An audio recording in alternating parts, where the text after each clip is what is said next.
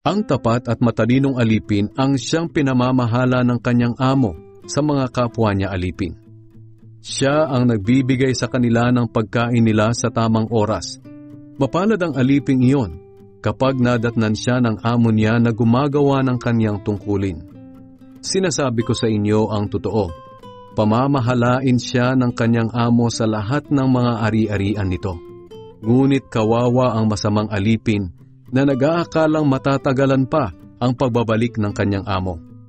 Kaya habang wala ang kanyang amo, ay pagmamalupitan niya ang ibang mga utusan. Makikisalo at makikipag-inuman sa mga lasenggo.